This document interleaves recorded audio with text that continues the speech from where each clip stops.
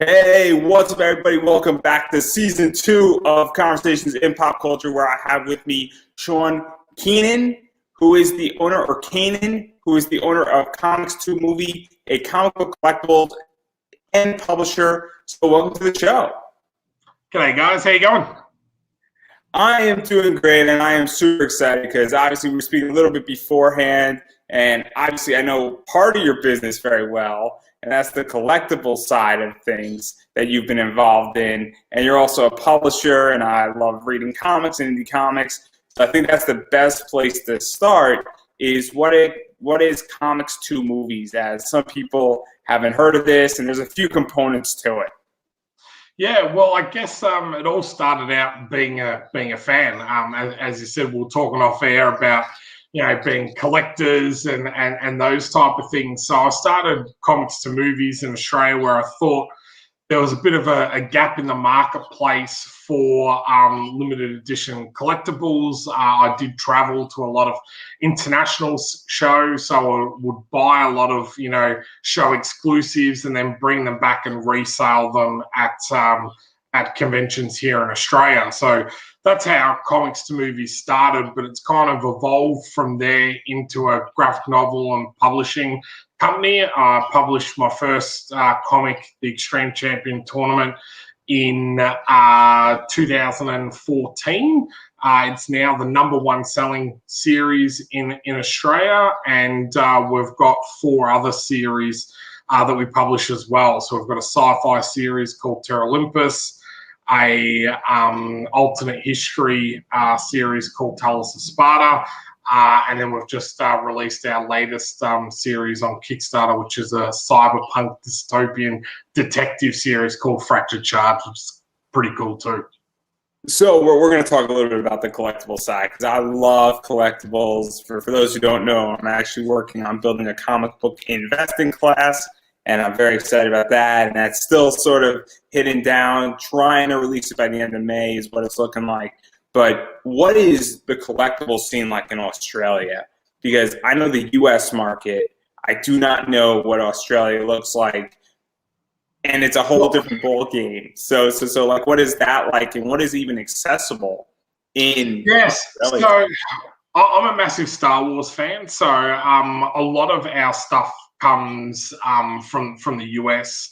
Probably a bit more now from the Asian countries like Singapore and Japan as well for some collectible pieces. But we've only got 25 million people in our whole country, and our country is the size of North America. So, considering you've got about that many people in just New York City, it kind of shows you our market is nowhere near as big as the US market. But to say that we've got an appetite for collectibles and everything like that. And I see over the last probably 5 to 10 years where pop culture has kind of exploded, that you see more and more collectibles in mainstream shops and that type of stuff. We never had your Hot Topics or any of those type of stores that you've got in the US.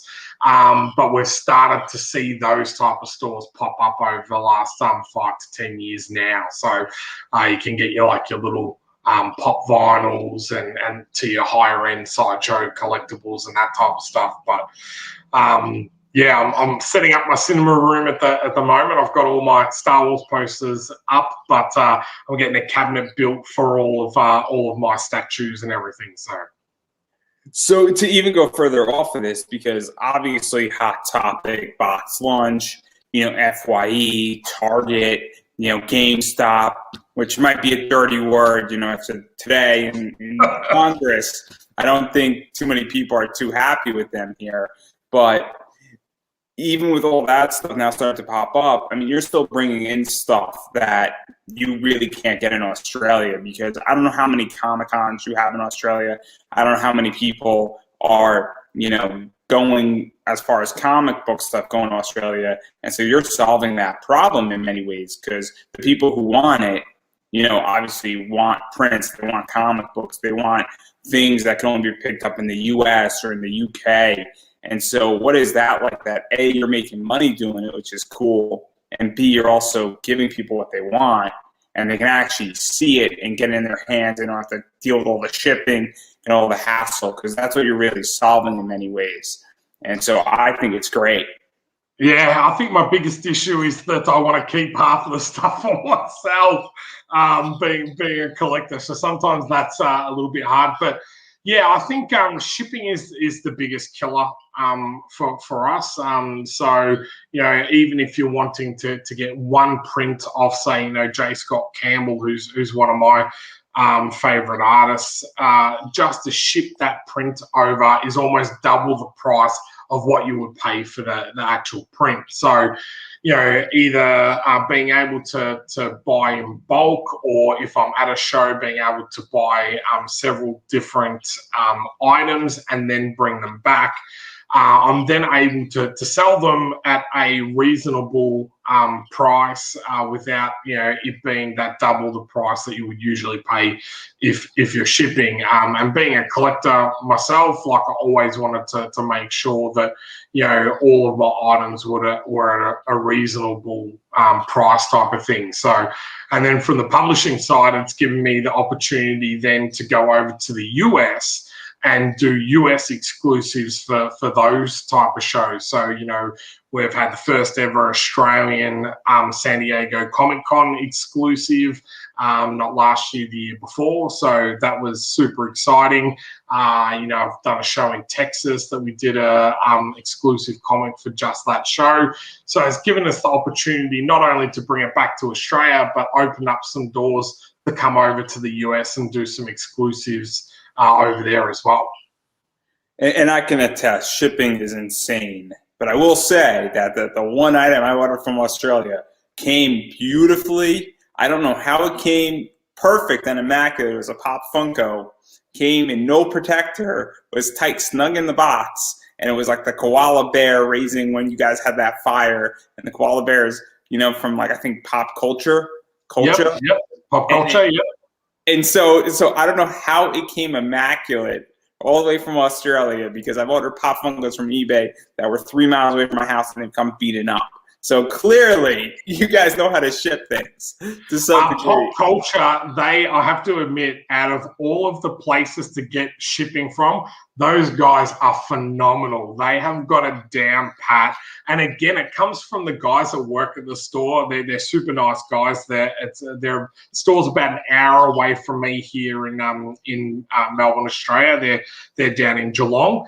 But they are collectors themselves again, so they know how to pack everything, and they take that time and care. And I think that's the big difference between, you mentioned, Kmart, GameStop, and a lot of these other bigger places. It's all about moving volume and generating a profit rather than that actual collectible side. How many times you've gone into Kmart, you see the boxes already dinted and, they've just been thrown on the shelves and all that type of stuff. Pop Culture, really, I find, really prides themselves on, looking after all of their merchandise even before it's sold. So.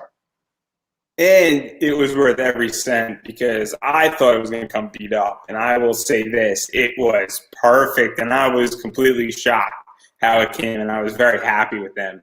And it's one of my favorite Pop Funkos, because it's an awesome one, because it is from another country and it's super exclusive. So having said all that, though, there is the other side of the business as well. And you mentioned that you're a publisher. And so that started in 2014. And what prompted you to want to become a publisher? Because that's a whole different business. Naivety, mate. Naivety.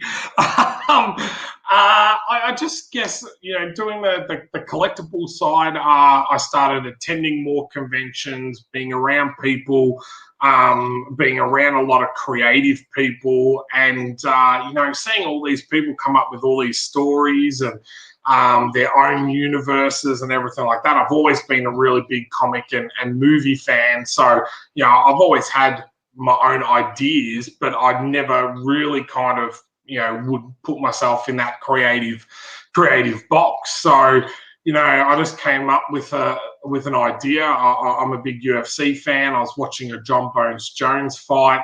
The Spartacus TV series had just ended, and I was like, man, I wonder what it would be like to see, like, you know, Spartacus up against like an MMA fighter and something like that. And that's how I came up with my first story, the Extreme Champion Tournament. We clone all these different historical figures. We put them into a futuristic tournament and force them to fight off to the death. So, you know, it's a lot of action, but it's got also that really good undertones and moral stories and everything that we're talking about now in regards to how, you know, we treat certain people and certain, you know, races as second class citizens, and, you know, them being clones, you know, is it right to treat them the way we do? So there's that, you know, blurred line of morality type of thing. So, yeah. Yeah, and to even go further with this, because the basic premise of this is that pretty much archaeologists find a bunch of heroes that were supposedly dead. They find, or the remains of them, or them like petrified, or however we want to call it, and they revive them along with a bunch of mythical creatures and some other stuff too. And everything you sort of know about that, well, we have the technology to do that, and then, well, somebody wants to do entertainment with it. Which, you know, I mean, that raises some moral questions as well. But at the same time, you know, I think it's to some degree perfectly fine at the same time with it in all this stuff where somebody says, hey, this is a great opportunity to entertain a massive amount of people as a sport. But then we get some other stuff going on because the person who wanted to revive a bunch of these people has their own position, and they're treating, obviously, Spartacus and the other people. Spartacus is sort of, I think I could say it's Spartacus, right? Because it is. And so they're treating Spartacus differently, and these creatures / mythical elements, beasts, differently. And there's stuff going on. And then it's also this idea of how is that relationship working out between Dr. Frank Stein, who revives Spartacus, and Spartacus at the same time? And how is that relationship all coming together? And how are they becoming different towards each other? And so there's a lot of stuff going on here beyond just the fighting and the bloodshed and the gore. There is this other idea. I don't want to say it's a parent-child relationship, but it's got a little bit of that vibe in it. 100%. It's definitely that that father son type relationship. You know, you've been taken 2,000 years out of your element and then thrust into this whole new world where everything is new. And, you know, the first face you see is this person that's cloned you. So, you know, there is that little bit of, you know, you latch on to the first thing that you know and see, and then how, you know, I don't want to say Stein manipulates him, but, you know, kind of gets him to do what Keenan, the guy that is running the organization, what he wants him to do, and the reasons behind that. So, and we throw in like little teasers in issue 3. We've got Spartacus actually going to a convention, and you know, he just sees like how popular he is and everything. And if anyone's been to a convention and gone up to a celebrity, you can hear the first person go up and say, oh, you know, I'm your biggest fan. And then the person behind him comes up and goes, oh, I'm your biggest fan. And then the person behind him comes up and goes, oh, I'm your biggest fan. And Spartacus is like looking at his handlers going, am I going to hear this every turn? Like, you know, of every single person. Like, so we had a little bit of fun with it as well. And that kind of breaks up the action and the seriousness of the story as well. And then even going beyond this, because I'm a big variant collector, I love variant covers, and you do a lot of them with this series in particular. I think you got 3 or 4 per issue, if not more. And so what was that like? Because obviously you're giving a lot of people work, which is awesome. And I love when publishers actually give their creators and other creators work. And I also think it's really nice the fact that you have multiple choices for what you want to give, because I like certain art styles and people don't necessarily like my art styles. And sometimes I don't like a certain art style, but I think that cover's awesome and I need to have it. And I'm a big Zenescope fan, and they do that. And I like the fact that I have a big choice on what I can choose exactly. And sometimes I want to buy in all of them because they're awesome. Yeah, and I think that hits two markets. I think you hit the nail on the head there. You've got the people that want to read the series, and we'll always do a cover by the interior artist, because I know that, and I've been bitten by this before, where you pick up a book and go, oh my God, this is beautiful, and then you open up the book and go, that is nothing like what the front cover is, and it's because the cover artist is not the interior artist. So we've got that as our standard, cover and everything, because we're like, okay, if you're going to read the book, here's the standard cover of the interior artist, so you know exactly what you're getting.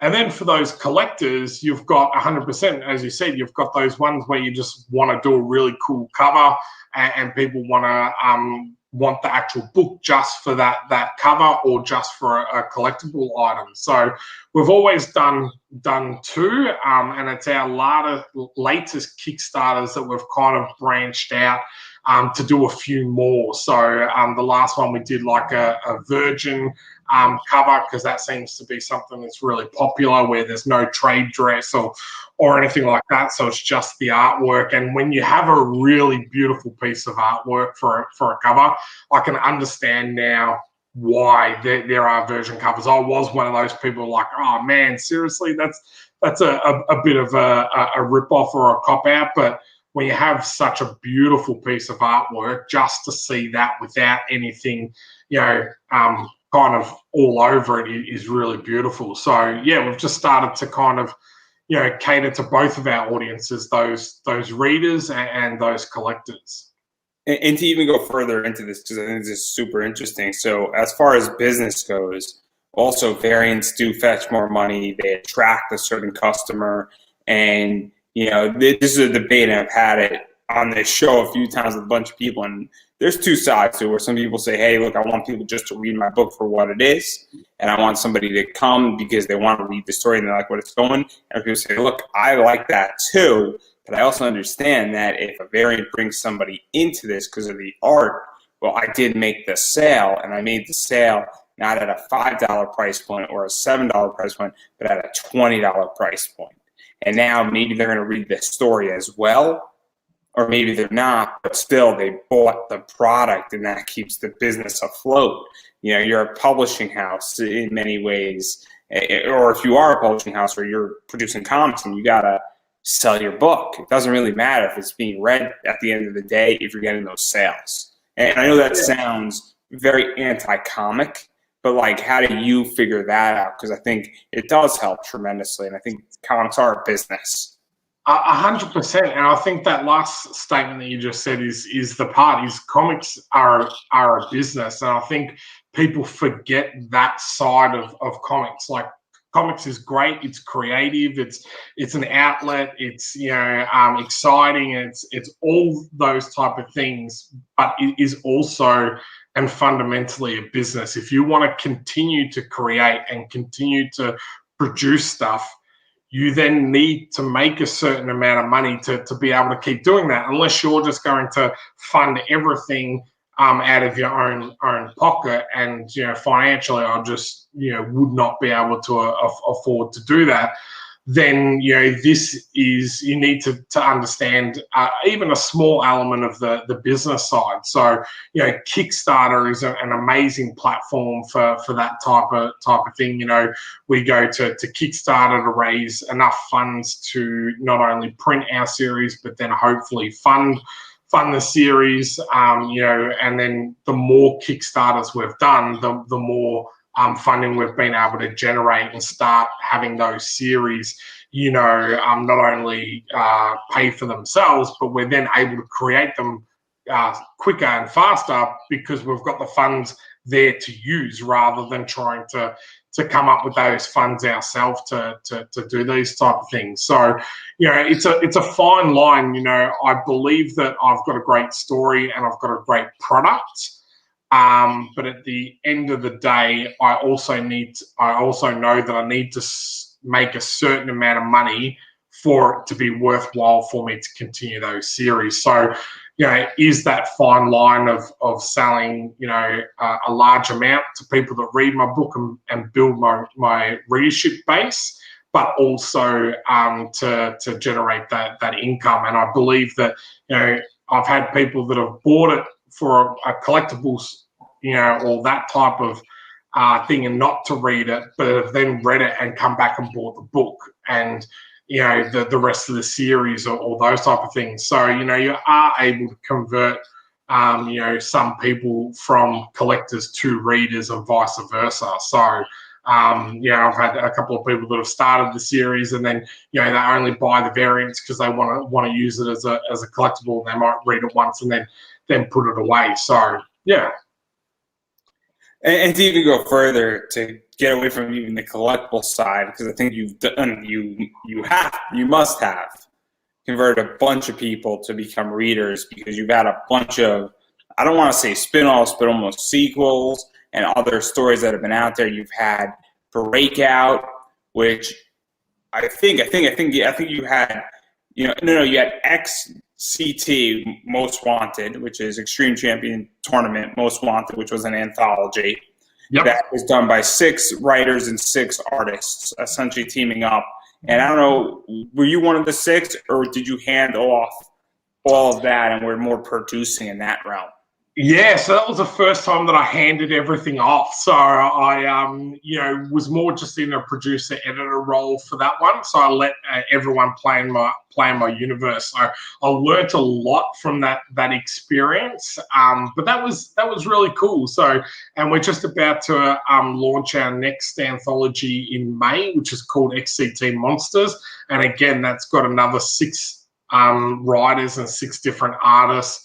Although this one's going to be full color, so we're almost finished our black and white run for Most Wanted, so we might go back and recolor that book at a later date. But what was that like, to hand off your baby to some degree in that realm and allow other people to expand it? And even though you still had a hand in it, and I'm not saying you didn't have a hand in it, but obviously you're saying, hey, I want other people to do some cool stuff in this world as well. Nervous is the first thing that came to mind. I was like, I think there's 2 things that I've found. You will find people that submit to anthologies or submit work just because they want to do something.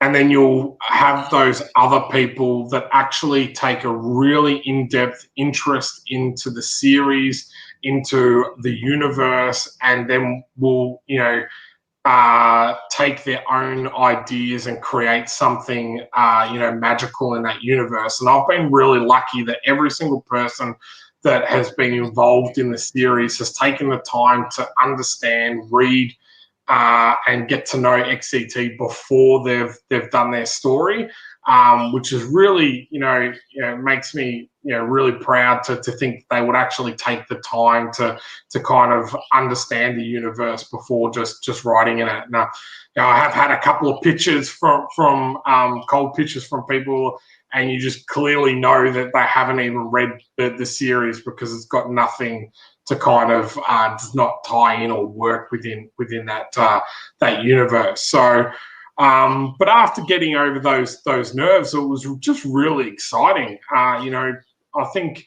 with anything, you talk about TV series, they have a writer's room, they have a group of people. It's not just one writer that writes everything. And doing an anthology is great. You just have people coming with all these different ideas that even I didn't think of, that has kind of spurred extra things in the universe. We've got one character in the series now called the Hunter, and he came out of the anthology. We did not even have him in the main series or anything. It was created for this short story.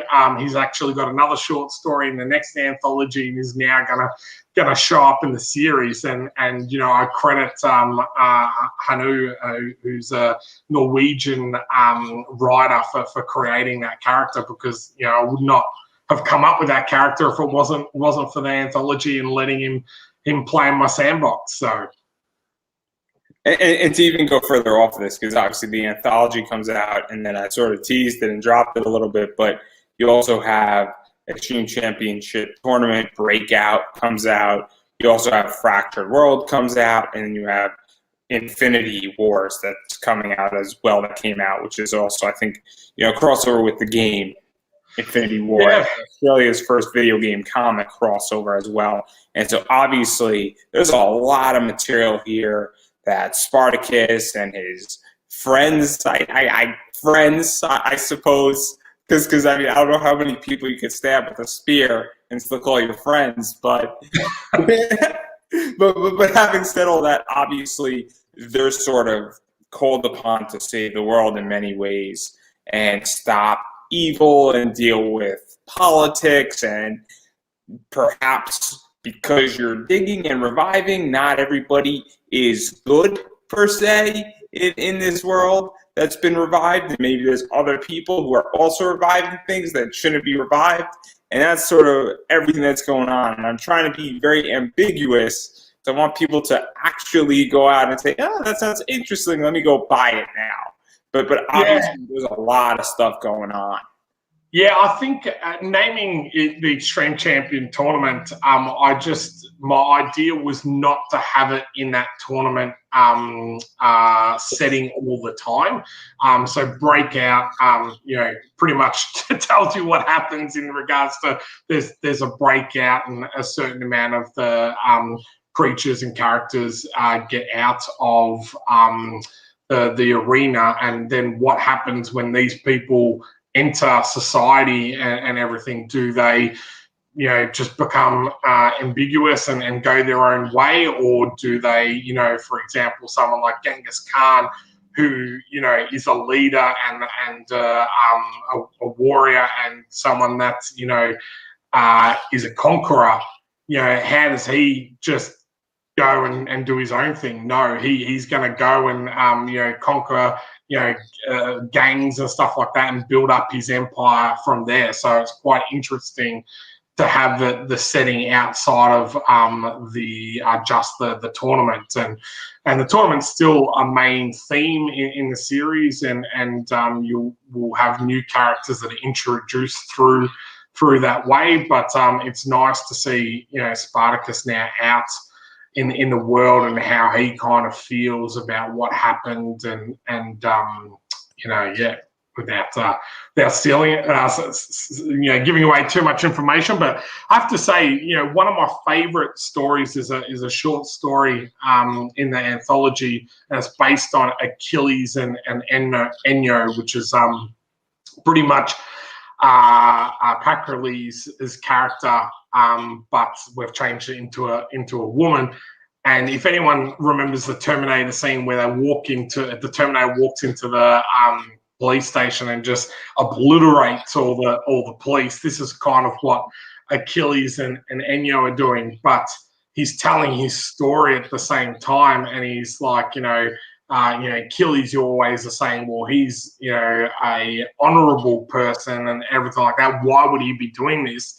And towards the end of the story, it's like, well, you know, you guys are the enforcement of this era. You are the guys that are supposed to protect people, yet you're sitting there and watching us die for your entertainment.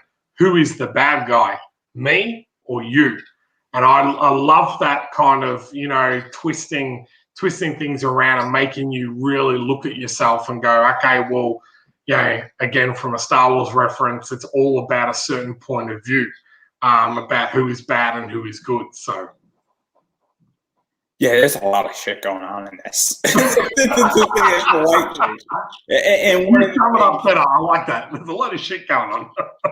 And then one of the things that I just want to mention is that this won an award as best comic series at a film festival, I believe at AFIN Film Festival in 2020. Obviously, I'm assuming that it would not happen in 2021 due to COVID and everything that's going on. Obviously, we are practicing safe, things in society, and we're all being adults in the room.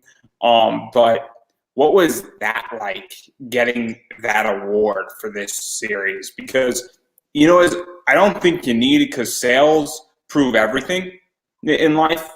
If you're doing great sales, you don't need an award, but you want one. That's what it's about. 100%, mate. 100%. You don't need one, but you want one. I unfortunately was in the only state that was in lockdown last year. So this ceremony was in Brisbane, so I wasn't able to go, but they did allow me to film an acceptance speech, and that was prior to me knowing, and then they streamed it live just for people that weren't able to come. So my wife was actually filming me while the awards was on when it got announced. So on my personal Facebook page, you can actually see my genuine reaction when I found out that I won. I was really surprised, really shocked, but also it kind of gave me that justification and that validation of all this work that I've done. And really kind of, I guess, inspired me to kind of push forward now and try and do this more as a full-time occupation rather than a part-time thing. So, and we're going to table that series for the time being, because I want people to go check stuff out. Obviously, another anthology is going to be launched in May. I have a feeling it's going to be launched on Kickstarter, if I'm correct. Yeah. And so obviously, I'm not going to press you too hard on that, because I'm sure you're going to be back on sometime either in May or June, and we'll talk about it then, hopefully. But I do want to talk about, I'm going to get the name wrong, and you're going to correct me. Terramis, I'm going to get the name wrong, and you could correct me at any given point. So Terra Olympus. So it's like terraforming and Olympus merged together. Terra Olympus. Okay. I'm not even going to attempt. I know when I am defeated, and I hold my head high or in shame as I exit the room. But having said all that, obviously Earth is a distant memory. Humanity lives in space on a station. That's the graphic novel's name. I'm not going to attempt it, everybody. Clearly, as I stated, my head is held in shame here. And Mai is one of the best engineers on this space station, and pretty much she figures out there's no problem she can't solve, and then she realizes there's this massive problem, conspiracy going on, and sort of takes things in her own hands to some degree, sort of sneaks aboard a ship, and it's kind of like going from one situation that's bad into another that might not be fixable, or might be just as bad, or might be worse. And it's the complete result of that. And it's obviously, the first volume is about 48 pages, and the second volume is 54 pages. So where did this idea come from? And even going further, what made you want to do it in 2 volumes and then add to it? And is it finished? Is my third question. So no, so we've got volume 3 coming out in about June this year. Again on Kickstarter. So the first 2 volumes is pretty much a bit of a slow burn and more about building that universe and introducing all the characters. But volume 3. It's Deep Space Nine, right? Yeah, but volume 3 I'm super excited about because it's like 20 pages of action. So I'm like, hell yeah, this is my stuff. So volume 3 is the Expanse universe. Yeah, that's it. I just sold your book. So this is my first what they call a joint venture book. So I've gone into it with Stephen Kay, who is the writer on this book. I kind of pitched him the general idea that I had, and then he's kind of taken taken it from there. So, you know, we've kind of co-created it. He does most of the writing. I do the editing, and then I publish it through my business. But it's kind of nice. I kind of, you know, lean a lot to the historical action style of books. So it was kind of nice to do something different, more of a sci-fi style of book, and you know. Yeah, it's a more of a conspiracy and character-driven story as well. So It's very different than Extreme Championship Tournament, where it's very much that there's a more emotion. There's also more logic, I feel, put in place. There's also more, you know, despair is in the air, for lack of a better word. Also, yeah, there's, I hate to use the word conspiracy, but there's ulterior motives are in play. Is the best way how to describe it. And so, you know, that takes a little bit, that's different. Also, there's more dialogue and situations that have to be set up. And so I think it allows much more for a writer to expand, because I view this more as a writer's project than an art project, if that makes any sense. And not to take away from any artist working on a comic book, but we all know books that the writing is the key driver versus the art.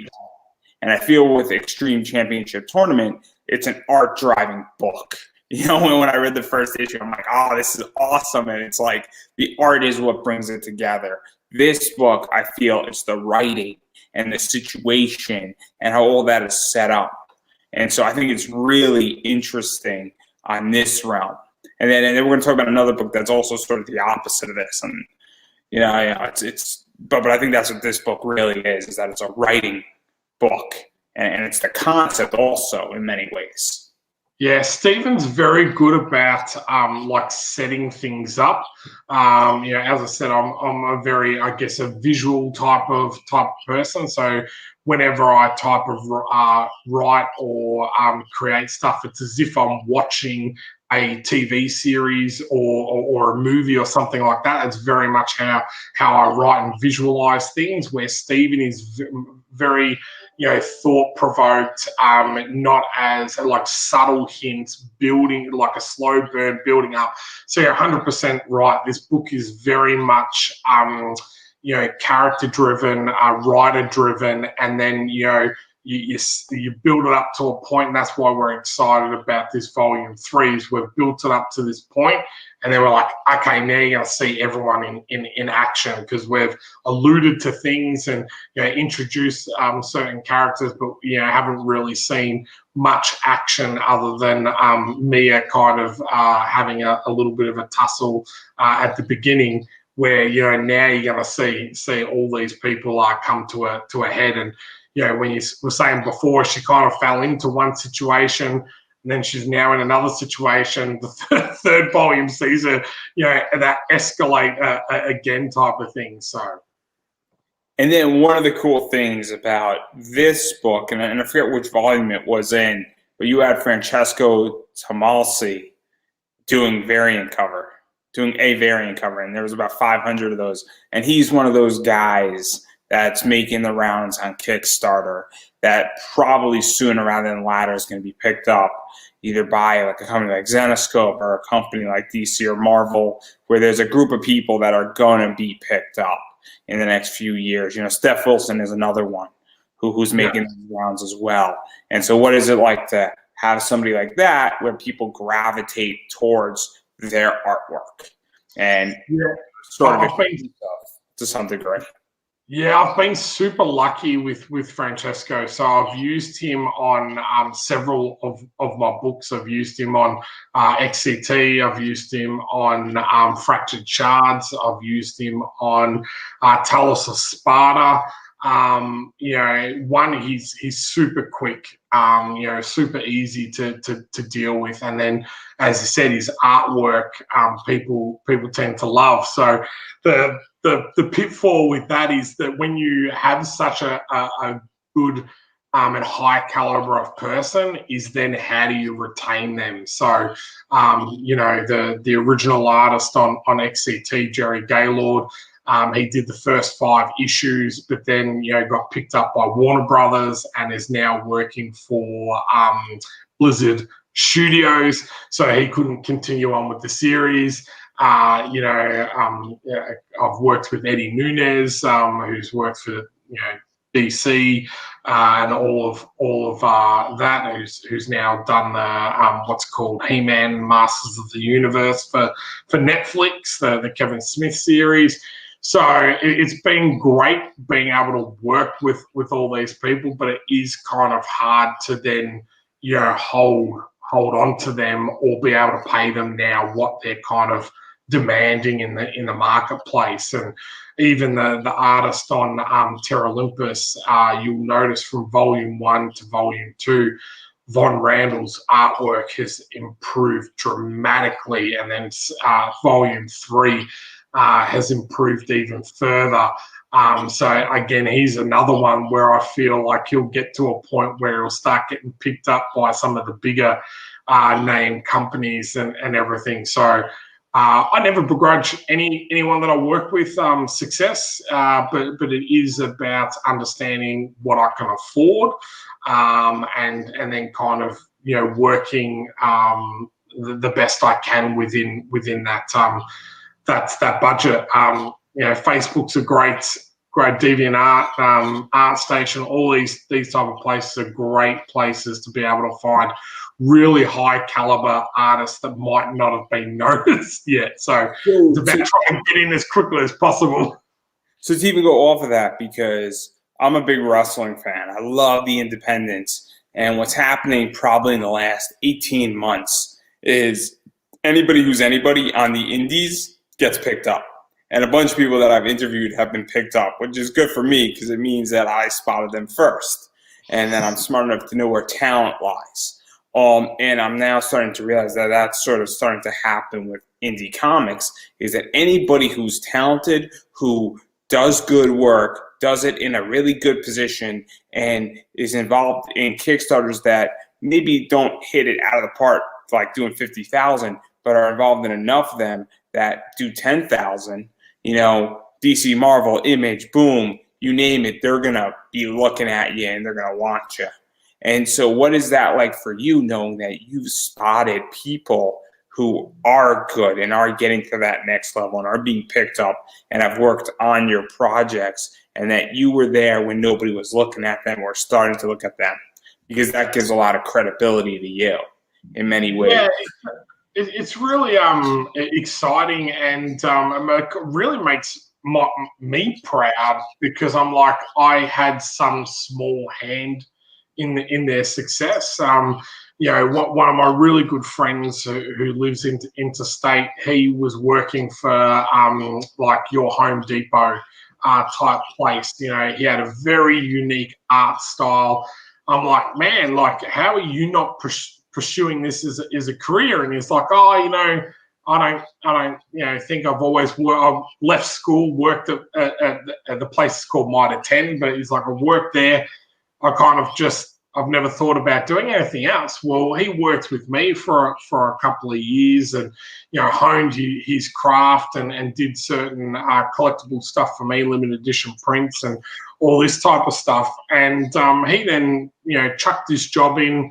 Has been picked up by a children's publisher, and has produced, I think, about 10 or 15 books in the last 2.5 years, children's books, and is phenomenal. And I've asked him to do me a variant cover the other day. He's like, man, I'm sorry, but he goes, I'm like booked 6 months in advance. I've gone, well, okay, I'll book you in 6 months in advance. I'll have something different in that time, but let me book you in now, because it makes me kind of proud to know that I've had some small part to play in their success. And then also, I just feel from the flip side of that, it does give me some credibility and validation in the marketplace to say I have worked with this person and this person and this person, and that's where they've gone on to do, and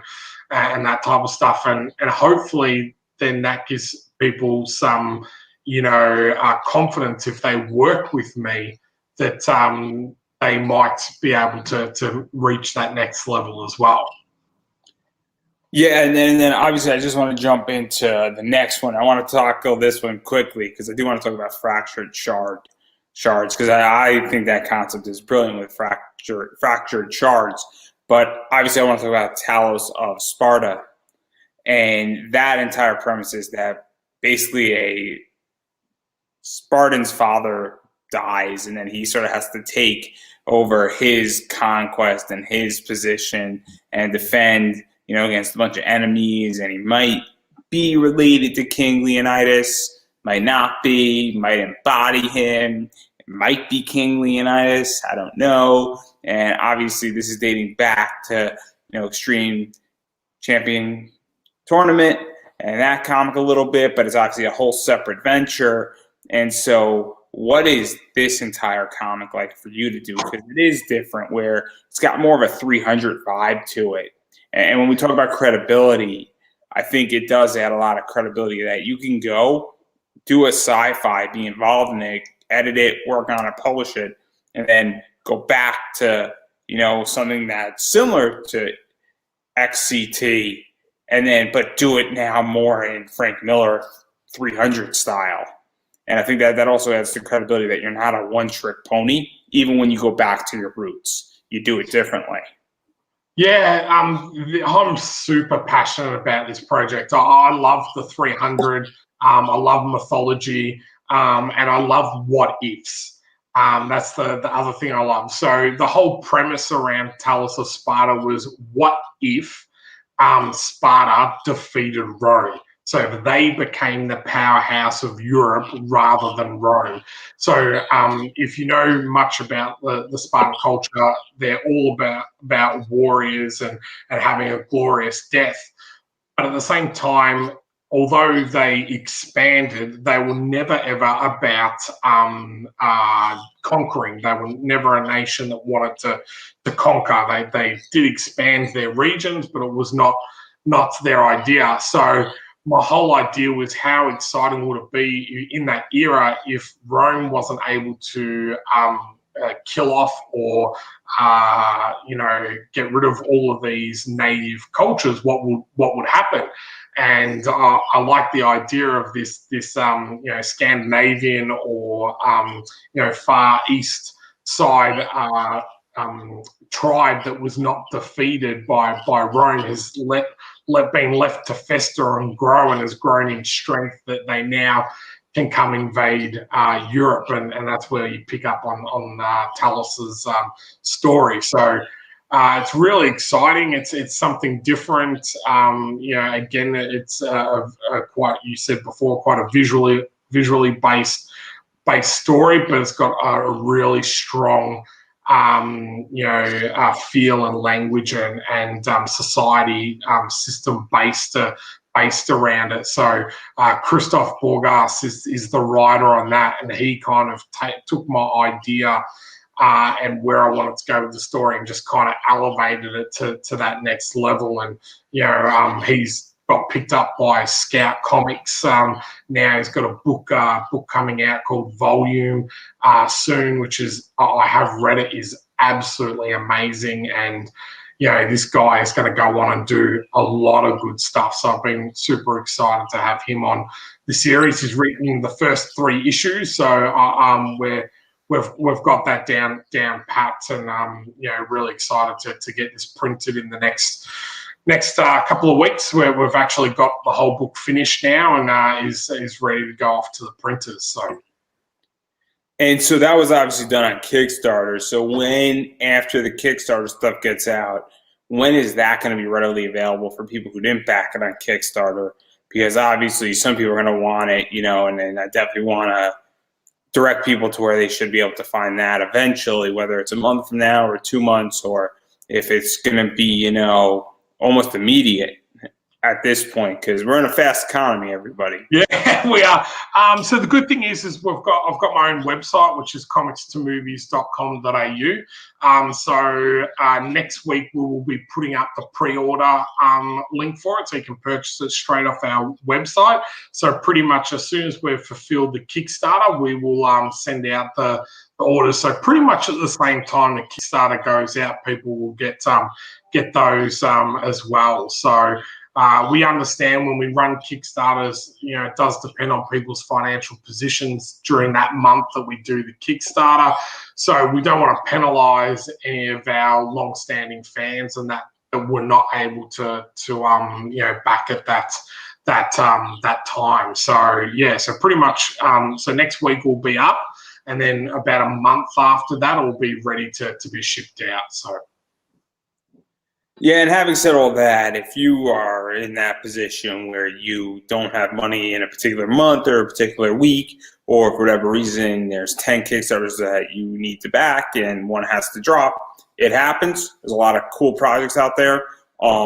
So what you're really only giving up is all the stretch goals, the bonuses, probably a lower price point to some degree, and some other cool stuff that obviously comes with Kickstarters that you can't get just by ordering off your website.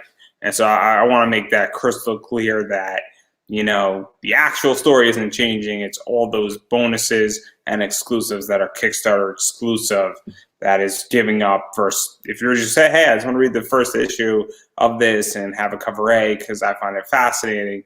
Oh, there you go. That's the answer. So moving on from there, I do want to talk about one more comic that you're working on, and I am a big Cyberpunk fan. I love Cyberpunk. I have a golden baseball bat in that game.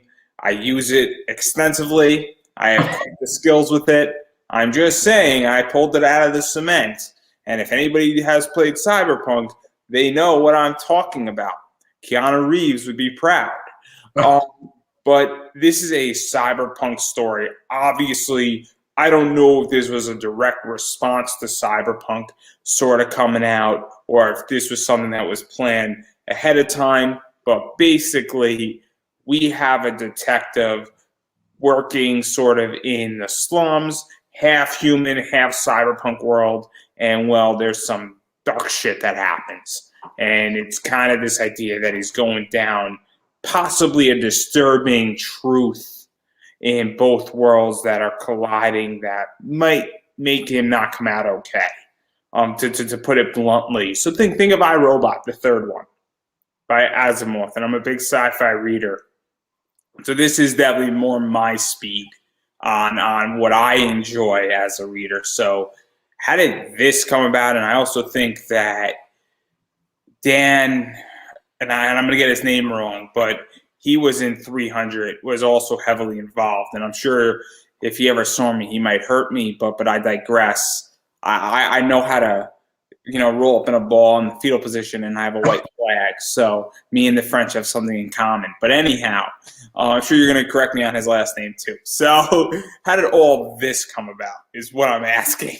Yeah. So Dan Furigel, he played Agron off the Spartacus TV series for Starz. I met him through the convention circuit through my XCT comic, which is based around Spartacus. So that's how we met each other. It was about 2 years ago at a convention that we were sitting down having a drink, and he pitched me this detective story idea. He's like, I've got an idea for either a TV series or something like that, and kind of came up with this idea. Then last year in 2020, when everything happened with COVID, we were trying to reach more of an audience because we weren't doing any conventions. That we started to do a live YouTube show called Comics to Movies and More every Sunday night. And I asked him if he wouldn't mind coming on the show to talk about, being an actor from Australia living in the US and that type of stuff. And he did. Then after the show, we kind of were just chatting and talking, and I said to him, I've gone, oh, have you ever thought about that idea that you pitched me? Would you do that as a graphic novel or a comic book? And he's like, hell yeah, that's a really cool idea. And I was like, my co-host who's Steven, who writes Terra Olympus, he was like, I would love to do this. Can we make it cyberpunk? He's like, I've always wanted to do a cyberpunk story. I said, hell yeah. Dan said, hell yeah. So that's kind of how it came about. So we had a pretense to the story and the detective already. We've kind of added in the cyberpunk element and then created this universe around that. So it's been something that was in the talks for a couple of years. But Cyberpunk, the game coming out, and that happening to coincide with our launch was just pure coincidental. But it was great in regards to the marketing around it, because we were able to do things like use the hashtag Cyberpunk 2077 and those type of things to get eyes on the actual Kickstarter page as well. So, yeah. So to even talk about that, because I think this Kickstarter just wrapped up, from my understanding, less than a week ago, from my understanding as well. And so obviously, Cyberpunk has had positive reception. It's had negative reception. I personally love it. I haven't had a problem with the game, and it's enjoyable as far as the game goes. And I think it's done a lot of positivity for the entire Cyberpunk community. Obviously, Daft Punk plays in that. The Weeknd at the Super Bowl. Let's not kid ourselves. That was cyberpunk-esque, I would say. It was also Michael Jackson-esque, but that's neither here nor there. And if you didn't pick up on the entire masks when they were out on the field, but I digress as well. So what was that like? Because this is obviously something that I think is becoming more prevalent moving forward in 2021. And I think Cyberpunk is here to stay for another 3 or 4 years. And I think it's one of those topics that's on a trend right now. And I don't know if it's going to become a staple, but I think it's here for another 3 or 4 years at the minimum. And so I feel like, either by coincidence or by being really smart and analyzing what was happening, you're right in that sweet spot. And I think there's going to be a bunch more Cyberpunk stories that are coming out. So what is that like, to be in that nice sweet spot, right time, right place, right? Yeah, I think because I'm so immersed into the pop culture industry myself, I think sometimes you get influenced without even realizing it.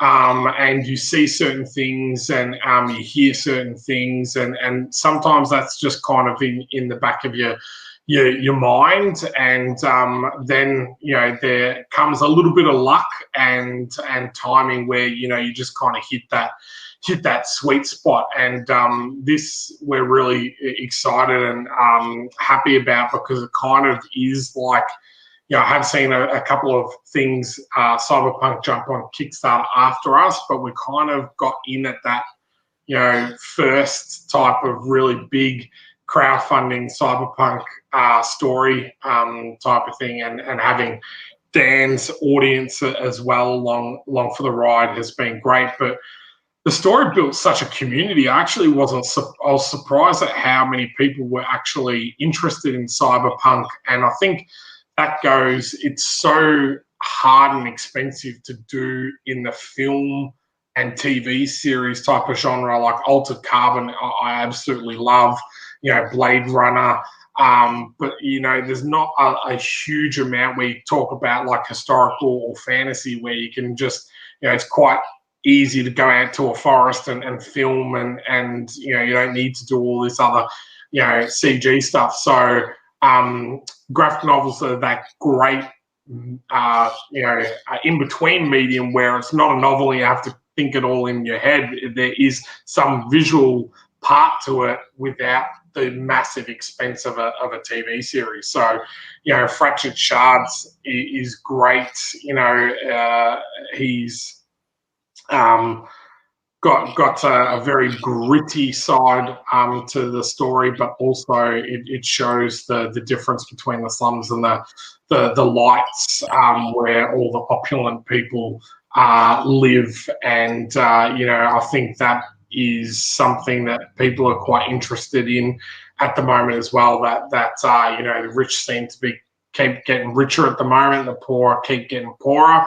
And it's interesting whenever I come up with stories, it always seems to be reflecting what's happening in society or stuff that I see in society as well. So I think there was a combination of those things, and then, as I said, a little bit of luck and timing as well. Yeah, and I think it's fascinating. I think the entire genre is super, super interesting. And I think you hit it right on the head, where obviously, because I think this story goes even beyond that, as far as I think it goes down to humanity. And I think it's very much, cyberpunk goes in two directions. It either goes completely cybernetic and this fantasy world, and there's no human element to it or a lack of it, or there's this human element where people have enhancements that are added on to them, but there's still humanity in it. And it goes one of two ways. And I think you're going, there's still humanity in here, in these people, despite how they look, despite their attachments, despite their prejudices towards people who might go one way and they don't go the other, which might be in play here to some degree as well in this entire book. And I'm purposely avoiding certain things because I have a pretty good idea of where it's going. I'm just going to leave it at that. But having said all that, I think you did very well with this. And I think that collectively with these 4 series, and in particular this one, in the middle of COVID, everything's been shut down. Everything has been tightened up. Obviously, certain countries are not accepting shipments for books. Shipping has increased dramatically.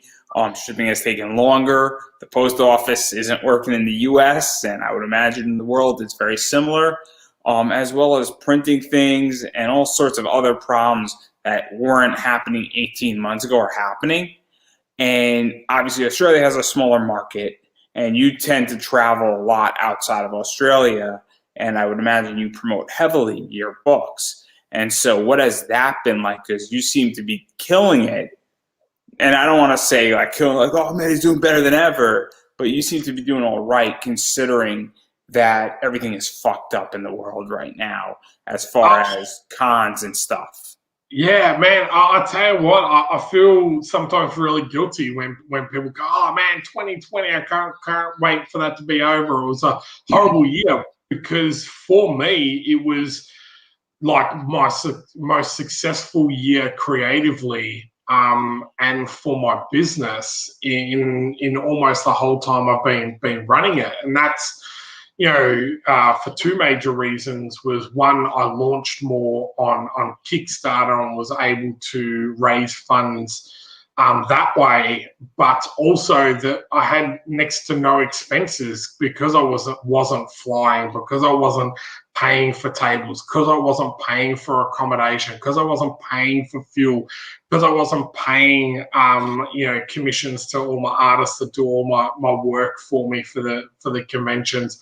Like, I was literally able to create, pay the creators for the work that they did, print and send stuff out without all those extra expenses. So, we've been very, very lucky in that regard, and I'm extremely grateful for all of the support that my fans have provided me over the last 12 to 18 months. But it also took a lot of work to pivot my business to find out what would work, how I was going to be able to survive through this pandemic, and Kickstarter has been that model that's been able to keep the business going and kind of thrive. Kind of helped me in February. We had Terra Olympus Volume 2 go up when DC announced that they were pulling all their books. They weren't doing shipping, so our Kickstarter went from very average to our best Kickstarter because everyone jumped on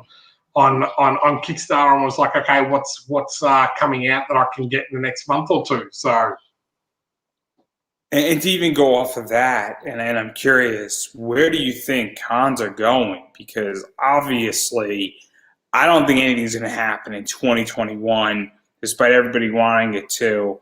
I don't think cities are crazy enough to grant these convention centers 100,000 or even 30,000 people, let alone 100,000.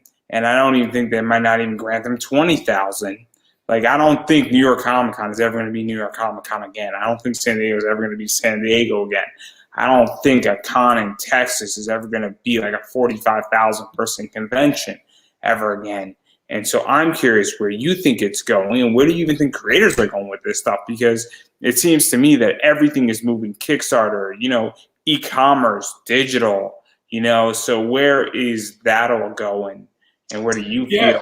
How are you adapting to that? There's been a really good convention that I usually go to in New Zealand called Armageddon. And they pivoted really early to have a show floor for indie creators and shops and stores within the country, and then transferred all of their guests to digital guests. So they had all the panels digital. They organised all the signatures to be done off-site and or internationally, and then shipped to them and shipped out to the people that bought signatures and stuff that way. And that seems to have been really successful because you still got access to actors and that. Yes, you didn't get to physically meet them, but you got to ask questions and everything was live. You still had the option for autographs, although you didn't have options for photos.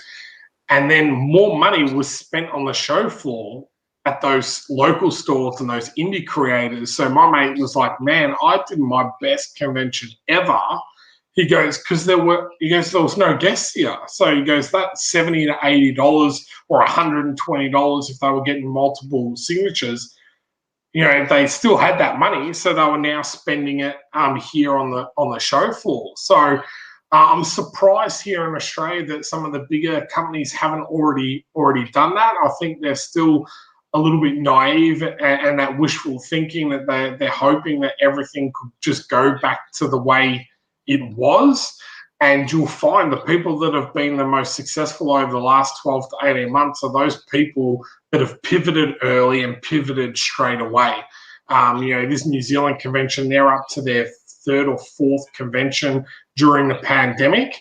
The ones I usually go to here in Australia, there's two major companies. They still haven't had one yet, not one.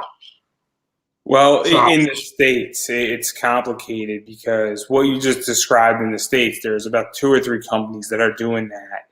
And sometimes they do very well and sometimes they don't do well. And they're not doing as well as they should be.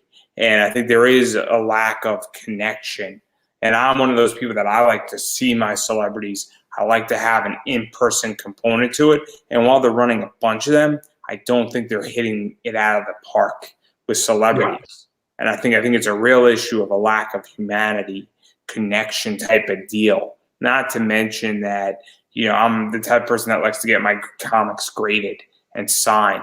And that's something that CGC has adapted to it, but it's also more pricey in many ways. And that's, I think, the biggest hurdle is that it's about $20 more if you want to get something signed by somebody. You can get it done now, but it is more money. Versus at a convention, it's about $15 to $20 cheaper. And also when you're doing it in bulk at a con, it's also cheaper as well. So I think it's very complicated, but I think that the big takeaway for me is that it's not happening. And this isn't going to get back on track till 2022. And when it does get back on track, it's not going to be the same veracity as it once was. Yeah, and you lose that interaction. You get that signature piece, but the whole experience, like when I met Stan Lee, is that you talking about, I got to meet him and he said this to me, and you don't get that with the digital experience. And the one thing I will say about the convention in New Zealand is that they've got both the digital and the physical element to it. So they still have a show floor and the digital side. I think the issue with a lot of the US ones is it's all purely digital. So there is no human interaction. You can't go along with friends and everything. You're just in a room like this. It's also very pricey, and that's the other thing is that it's like $85 to have a 4-minute conversation. And it's very, very, very pricey for very little, and it's a real problem because it's just that the value isn't there. But having said all that, I have another interview in about 10 minutes, so I'm going to give you an opportunity now to self-promote because I got to get out of here in like 10 minutes. So I have a hard deadline because we're going to be doing this again at some point. Before I let you self-promote, I'm letting you know we're going to obviously do this again sometime this year because we got a bunch of stuff coming out. But where can people find you? Where can people pick up your books? What's your website? What is your Twitter, Facebook page, Instagram page? I'm going to take a leap of faith here, and I'm going to assume you don't have a TikTok. No, I don't have a TikTok, unfortunately, at the moment. But it's nice and easy. You can see it on the screen there. It's comics, the number 2 movies. So on Twitter, we're comics_2_movies. On Facebook, it's comics2movies. On the website, it's www.comics2movies.com or .com.au. We've got both of the websites. We've got the Extreme Champion Tournament, Terra Olympus, and we'll have Talos of Sparta up ready to pre-order all next week on our own website. And if you do want to pick up Fractured Shards that we talked about, we just launched a Indiegogo in demand page today, which allows people to book and pay for that. And we'll have that up until May when the book is finished. So if you're still wanting the book, you can grab it from there. So thank you very much for having me. I loved it, and I could do this all day. So and having said all this, and I've been reminding everybody, I say it at the end of every single interview, is that you have to support indie. So if you like something and somebody is an indie comic creator, best way how to support is buying their comic books. There's a million ways how to buy comics to movies comic books, whether that's back in a Kickstarter on the website, obviously supporting digital, any digital read that you can get, super big. No amount of money you spend is too little. And then secondly, and money's tight in the world right now, and I completely get it. Please take care of your family. Make sure 4 walls are surrounding you. Make sure your water, heat, electricity's on, your internet's on, your mortgage is paid, your rent's paid, your car's working. Please make sure that you are functioning and that you are safe. Make sure your dog is fed, make sure your family's safe. But that means if you're in that situation, you can't support economically, you should be following on social media, checking out websites, sign up for emails. Super helpful, super important. This way you'll stay informed, and when things do get better, you'll be in a better position so that you can support and you won't be out of the loop. And so definitely do both of those things. And I'd just like to say thank you for being on. I appreciate it. Obviously you're in the future technically since I'm in the US. He's in Australia, in case you didn't get that, everybody, from his accent. I'm in America. So technically we have time travel through the internet, and we are speaking in tomorrow for him and in the past. So I am speaking in the future, and he's speaking in the past. So having said all that, I think that's the perfect place to end, unless you would like the final word. Thanks so much, guys. Have a great day.